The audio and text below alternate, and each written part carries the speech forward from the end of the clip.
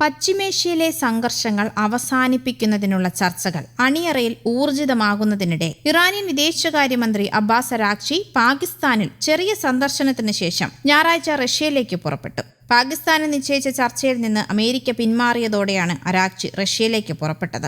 മോസ്കോയിൽ Araghchi president Vladimir പുടിനുമായും മറ്റു മുതിർന്ന ഉദ്യോഗസ്ഥരുമായും കൂടിക്കാഴ്ച നടത്തുമെന്നാണ് പുറത്തുവരുന്ന വിവരം. 3-ാം മാസത്തിലേക്ക് കടക്കുന്ന ഇറാനും അമേരിക്കയും തമ്മിലുള്ള സംഘർഷം ലഘൂകരിക്കാനുള്ള നടപടികളായിരിക്കും ചർച്ചയുടെ പ്രധാന അജണ്ട. ഹോർമുസ് കടലിടുക്കിൽ അമേരിക്കൻ നാവികസേനയുടെ സാന്നിധ്യത്തെയും ഏതെങ്കിലും തരത്തിലുള്ള ഉപരോധത്തെയും ഇറാൻ ഇപ്പോഴും എതിർക്കുന്ന സമീപനമായിരിക്കും പ്രധാന ചർച്ച. അബ്ബാസ് അരാഗ്ചിയുടെ മോസ്കോ സന്ദർശനത്തിന് പിന്നിലെ സന്ദേശം വ്യക്തവും ആസൂത്രിതവുമാണെന്ന് മാധ്യമങ്ങൾ റിപ്പോർട്ട് ചെയ്യുന്നുണ്ട്. വരും ദിവസങ്ങളിൽ പ്രധാന പങ്കാളികൾക്കിടയിലുള്ള ഏകോപനം ശക്തമാക്കാനാണ് ഇറാന്റെ ശ്രമമെന്നും ഇറാൻ പറയുന്നു. അതേസമയം യുഎസിന്റെ ഭീഷണിയും ബ്ലാക്ക്മെയിലിംഗും ഇറാന്റെ അടുത്ത് വില പോകില്ലെന്നാണ് റഷ്യൻ പ്രതിനിധി അറിയിച്ചത്.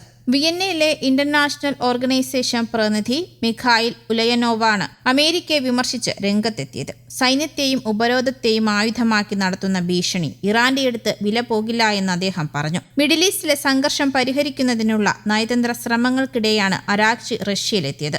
3 ദിവസത്തിനിടെ 2ാം തവണയും അരാഗ്ചി ഇസ്ലാമാബാദിലെത്തുകയും പാക് സൈനിക മേധാവി ഫീൽഡ് മാർഷൽ അസം മുനീറിനെ കാണുകയും ചെയ്തു. അതേസമയം സംഘർഷങ്ങൾ അവസാനിപ്പിക്കുന്നതിനുള്ള പാകിസ്ഥാന്റെ ശ്രമങ്ങളിൽ ഇറാൻ സംശയം ഉന്നയിച്ചിട്ടുമുണ്ട്. മധ്യസ്ഥനെന്ന നിലയിൽ പാകിസ്ഥാന് വിശ്വസ്തതയില്ലെന്ന് ഇറാനിയൻ എംപിയായ ഇബ്രാഹിം റസായി പറഞ്ഞു. പാകിസ്ഥാൻ നല്ല സുഹൃത്താണെങ്കിലും US പ്രസിഡന്റിനെയാണ് കൂടുതൽ പരിഗണിക്കുന്നതെന്നും ഡൊണാൾഡ് ട്രംപിന്റെ താൽപര്യങ്ങൾ സംരക്ഷിക്കുന്നുണ്ട് എന്നും അമേരിക്കയുടെ ആഗ്രഹങ്ങൾക്ക് എതിരായി ഒരു വാക്കുപോലും അവർക്ക് പറയാൻ കഴിയില്ല എന്നും അദ്ദേഹം കൂട്ടിച്ചേർക്കുന്നു. ഹോർമുസ് കടലിടുക്ക് വീണ്ടും തുറക്കുന്നതിനും യുദ്ധം അവസാനിപ്പിക്കുന്നതിനും അമേരിക്കയുമായി ഒരു കരാറിന് തയ്യാറാണെന്ന് ഇറാൻ നിർദ്ദേശിച്ചതായുള്ള വിവരങ്ങൾ പുറത്തുവരുന്നുണ്ട്. ആണവ പദ്ധതി സംബന്ധിച്ച ചർച്ച പിന്നീടാകാമെന്നും നിർദ്ദേശിച്ചിട്ടുണ്ട്. മധ്യസ്ഥരായ പാകിസ്ഥാൻ വഴിയാണ് ഇത്തരമൊരു നിർദ്ദേശം ഇറാൻ കൈമാറിയതെന്ന് US വൃത്തങ്ങളെ ഉദ്ധരിച്ച് അമേരിക്കൻ മാധ്യമങ്ങൾ റിപ്പോർട്ട് ചെയ്യുന്നുണ്ട്. ആണവ വിഷയങ്ങളിൽ എന്ത് വിട്ടുവീഴ്ചകൾ ചെയ്യണമെന്ന കാര്യത്തിൽ ഇറാനിയൻ നേതൃത്വത്തിൽ അഭിപ്രായ വ്യത്യാസങ്ങളുണ്ടെന്നും റിപ്പോർട്ടിൽ ചൂണ്ടിക്കാട്ടുന്നു. പ്രശ്നം വേഗത്തിൽ പരിഹരിക്കുന്നതിനുള്ള നീക്കമായിട്ടാണ് ഇറാന്റെ പുതിയ നിർദ്ദേശത്തെ കാണുന്നതും.